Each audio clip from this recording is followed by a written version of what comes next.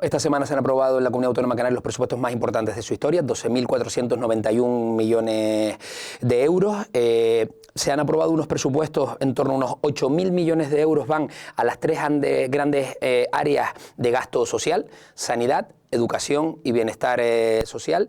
Y me atrevería a decir que hay dos grandes bloques de prioridades. Uno, aquello que tiene que ver con que, independientemente de la isla en la que vivas, sea una Canarias de iguales, donde independientemente de la isla que vivas tengas acceso más o menos a los mismos servicios y las mismas oportunidades, y eso se transmite de una manera transversal en muchas áreas. Y el segundo bloque, gran apuesta, sanidad. 4.400 millones de euros en sanidad, la apuesta más importante que ha habido nunca. Y después por dos asteriscos importantes también, dos prioridades que se han trabajado. Una, políticas en materias de vivienda. Se van a movilizar en torno a unos 300 millones de euros en la Comunidad Autónoma Canaria en materia de vivienda. Dar un giro de 180 grados con respecto a lo que se había hecho en los 4 años anteriores por parte de Ángel Víctor Torres, que fueron nulos en políticas de vivienda. 300 millones de euros se van a movilizar. Y el otro gran asunto es la dependencia.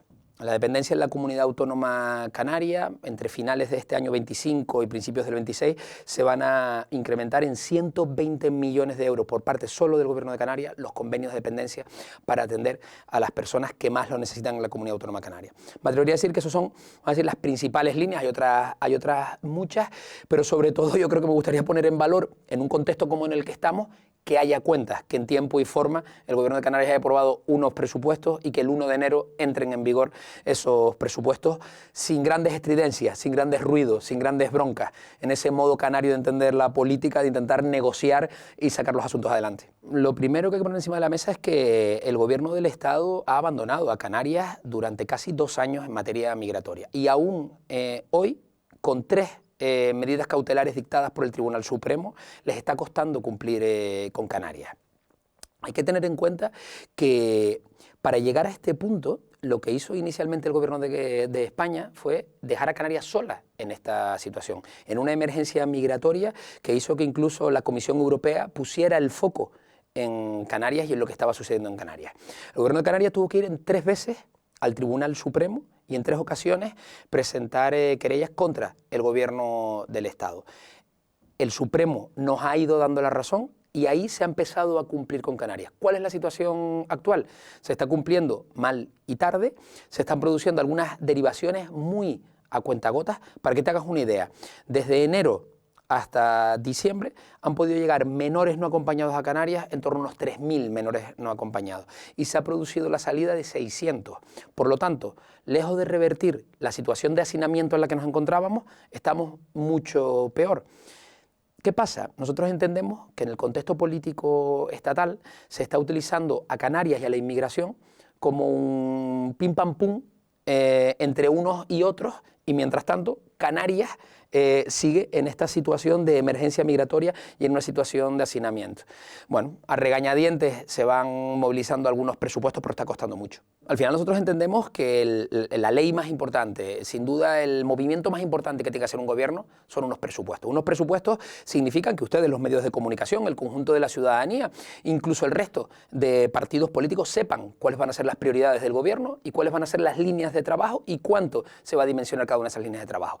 Un gobierno que es incapaz de aprobar un presupuesto, una senda de gasto o leyes que puedan articular respuesta a los problemas de los ciudadanos es un gobierno totalmente incapaz. Y nosotros entendemos que este gobierno de España está siendo totalmente incapaz para dar respuesta a Canarias y al conjunto del Estado español.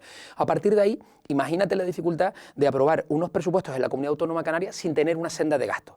Nosotros hemos aprobado unos presupuestos que desde el 2025 a 2026, con el visto bueno de la AIREF, nos permiten un incremento de un 7%, en función de una serie de magnitudes que nosotros calculamos, pero que nos generan incertidumbre, porque no sabemos cuáles van a ser las aportaciones por parte del Estado. Al final nosotros, las cuentas con las que contamos para Canarias desde el Estado son las del año 2022 prorrogadas en el 2023.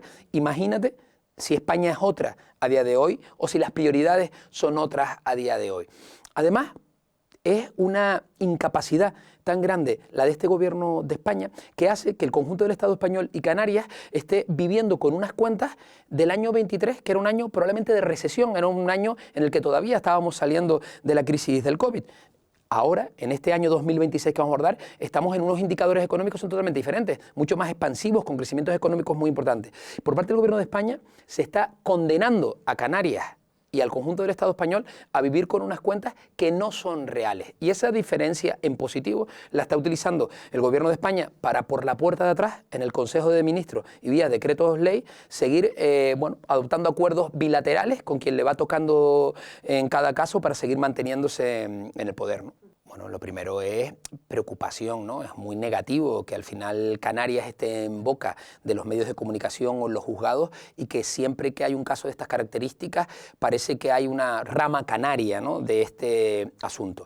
Ahí hay una serie de consideraciones. Lo primero, respeto al dinero público, ¿no? Y ahí el Gobierno de Canarias lo que ha hecho es máxima transparencia y toda la colaboración tanto con el Poder Judicial, como no puede ser de otra manera, como los cuerpos de fuerzas de seguridad del Estado, para poner la información de la segunda manera.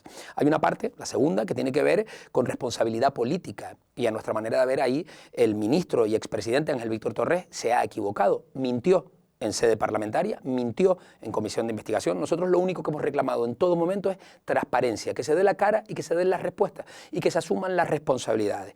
Aquella relación que se decía era, bueno, aquella persona que casi no conozco, pues de repente había una relación fluida por WhatsApp. Hay una serie de cosas que yo creo que le toca al ministro Torres terminar de explicar y que por más que intenta dar explicaciones, nunca son suficientemente claras y siempre parece que se va quedando a medias de la explicación y que la actualidad va yendo un paso más adelante, ¿no? Y nosotros ahí seguimos insistiendo que es muy negativo para la percepción que se tiene del conjunto de la Comunidad Autónoma Canaria, de las cuentas en Canarias y del buen hacer de los funcionarios y funcionarias en Canarias esa imagen, ¿no?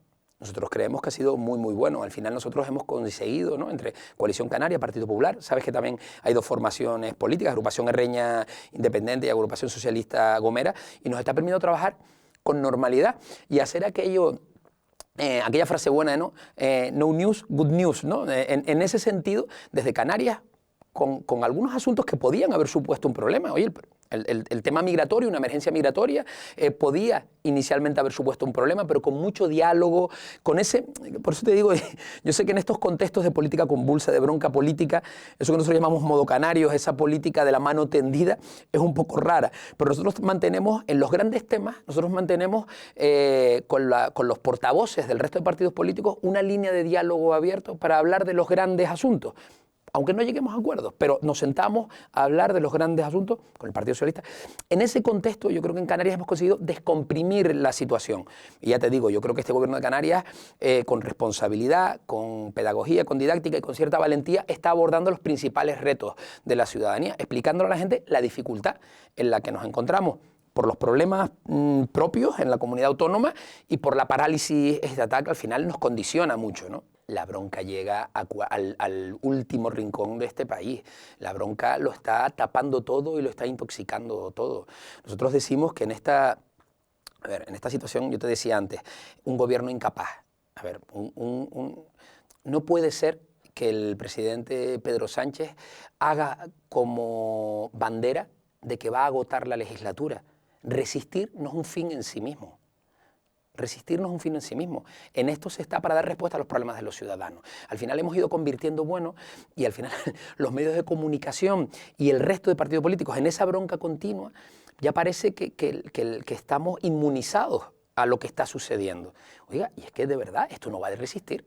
Esto va de gestionar, de avanzar, de dar respuestas a los retos que tiene el conjunto del Estado español y la Comunidad Autónoma Canaria. Y si no eres capaz, tienes que coger y mandarte a mudar. Hay que convocar ya una cuestión de confianza o unas elecciones generales. En este contexto actual, donde no eres capaz de llegar a acuerdos para legislar, para tener unos presupuestos, ¿cómo consigues avanzar? Vía real decreto en cada Consejo de Ministros, teniendo que negociar sin luz y taquígrafo, con temas esenciales para el conjunto de las comunidades autónomas, en una conversación bilateral con Cataluña en unas ocasiones, con el País Vasco en otras ocasiones. No podemos seguir en esta situación.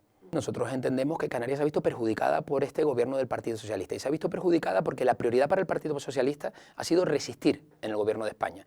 Y en esa intención de resistir se ha ido entregando a quienes más le hacían falta. Y en este caso ha sido pues, a Cataluña, donde han ido alterando lo que había sido grandes acuerdos de Estado de los que yo creo que el conjunto de los españoles estábamos orgullosos, ese equilibrio, esos principios de solidaridad entre los territorios, materia migratoria, por ejemplo, o en otros asuntos, se ha alterado por la puerta de atrás, en una conversación bilateral por la necesidad de 7 votos. Ahí yo milito en un partido nacionalista como Coalición Canaria, pero es un partido nacionalista que tiene vocación de ser un partido serio, un partido constitucionalista, un partido que entiende con responsabilidad que España tiene retos y problemas y que en ocasiones, aunque Canarias tenga que tener altura de miras, tiene que ceder en asuntos. Sin embargo, eso no lo vemos en otros territorios y eso nos preocupa, porque al final, por 7 votos, estás modificando grandes consensos históricos que han habido en este Estado y que nos han permitido llegar hasta donde estemos. No podemos hablar de financiación autonómica sin que estemos todos sentados a la mesa. ¿Cómo se va a hablar de financiación autonómica sentados el Partido Socialista, en este caso, y Junts?